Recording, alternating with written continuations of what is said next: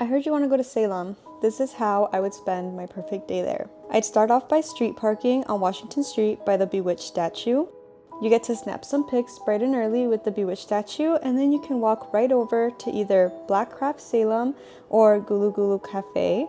You can grab your morning coffee at either of these, and at Gulu Gulu Cafe you can actually have your morning snack, grab some breakfast, and then you can start walking down Essex Street towards the Salem Witch Museum.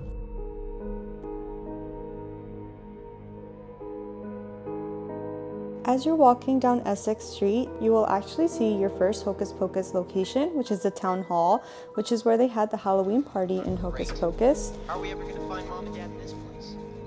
And as you continue going down Essex Street, you will see Peabody Essex Museum. Make sure you go on a day that it's opened. Unfortunately, I didn't go when it was opened, but they open Thursday to Monday, and I heard it's the coolest museum ever. Then you can walk up Salem Commons to get to the Salem Witch Museum. At the Salem Witch Museum, they don't allow you to video, but it's a two-part museum. The first part, they sit you around and you get to see play-by-play of how the witch trials happened. And the second part, it's a more modern museum showing you the evolution of witches in our history. As you step out of the Salem Witch Museum, you will actually see your second Hocus Pocus film location, which is Salem Commons. And then in front of that will be the high school that Max and Allison went to, being your third Hocus Pocus location. Then after you're finished with the Salem Commons, I would recommend eating lunch at the Tavern. This is actually a restaurant inside of the hotel on that corner, but you don't have to be a guest of that hotel to enjoy their tasty burgers and their tasty fries, so I totally recommend going there for lunch. From lunch at the Tavern, I would recommend heading towards the Halloween Museum. I actually don't recommend buying the tickets for this online, as it is cheaper to do so in person. If you buy it there, you can actually pay $20 to go inside and see the Halloween Museum, and then at night you can go on a ghost tour. While I would say it's not like a must-see, it's still really cool to see all the Halloween artifacts in that room.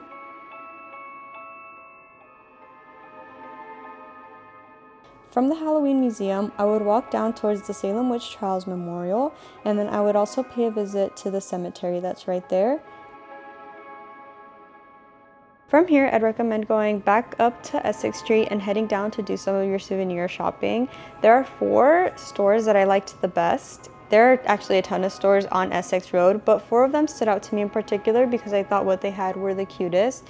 The first one being Emporium 32. This isn't a place where you're going to find any merch that says Salem, but it is a place where you will find the most aesthetically pleasing, vintage, actual feeling vibes of like that gothic feel that you might be going to Salem for. For actual souvenir shopping with Salem logos, I would actually recommend going to Moon's gift shop because they had the cutest sweaters. Like this is the one I bought. It's green, says Massachusetts, which city, Salem. I actually really liked Moon's gift shop. That's where I bought most of my souvenirs. And then if you cross the road, you can actually head back to Black Craft Coffee, especially if you didn't go there earlier, and you will see a lot more gothic vibed things. So there's still some Salem worded things, but you have more of that gothic vibe to the clothing rather than like cute Halloween town type vibes. And then if you keep going down the road, you would actually hit Black Veil Shop, and this again had more local vibes, but they had also gothic aesthetic shirts. They were a little bit spookier, and then they also had some local artwork that I thought was really nice. After you're done shopping, I'd recommend crossing Summer Street to see the witch house. This is the big black house people like to take pictures in, and it's not actually a witch's house. It is the only structure still standing in Salem that has direct ties to the trial because it was the home of Judge Jonathan Corwin. You can actually go inside and see what the witch house looks like from the inside. I personally did not pay for that, but it's something you can do if you would like. I'd recommend stopping by to take a picture at the witch house, but then if you want to see your next Hocus Pocus location, right next door is Allison's house. Check out this house. A lot of people forget that if you go around Allison's house, you can actually see the garden, and there's a lot of pretty plants there. There's a lot of benches for you to rest for the day, and if you go during a non-peak time, you can actually get the garden to yourself and get some pretty cool flower photos. So I totally recommend just sitting there and looking at the plants, and it's a good place to rest before continuing on your trek of Salem. From here, I actually picked up my car, drove to Ye Olde Pepper Company on Derby Street. The reason why I picked up my car is because on the street parking, you can only have your car there parked for 4 hours max.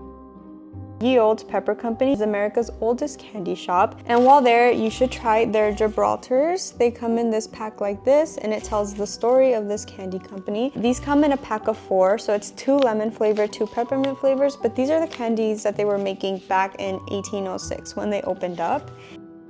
From the candy shop, if you're feeling up for it, I recommend walking over to the Derby Wharf light station. It's not a very magnificent light station at all. It's actually very, very short.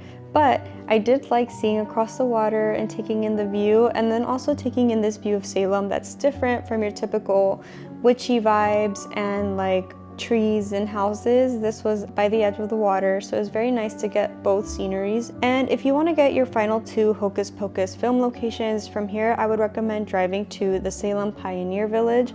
This is where you would get those views from Thackeray Binks at the beginning of the movie. Sister Emily. Hey, but look. They conjure.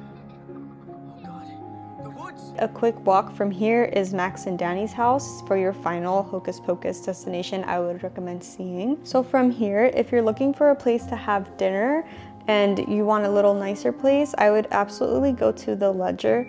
They had oysters here and they were half off the day we went, so we ordered those. And then we also got the spinach pasta, which was delicious, and they had a crusted salmon that was also really, really good. So I'd highly recommend those 2 dishes. It was a really nice way to recharge because we finished off the night with the ghost tour. Now, this ghost tour walks around Salem again, so make sure you wear really good walking shoes for your day in Salem. But it was interesting getting the historical glimpse from somebody from Salem and hearing all the bits and pieces that I didn't think about and didn't research in time, because it was a nice learning experience to hear about, for example, the house that inspired the Telltale Heart by Edgar Allan Poe, or just stories like that I really liked. That is how I would spend my perfect day in Salem. I hope this is a very helpful guide for you, and I hope you have a great time in Salem if you do go. Bye!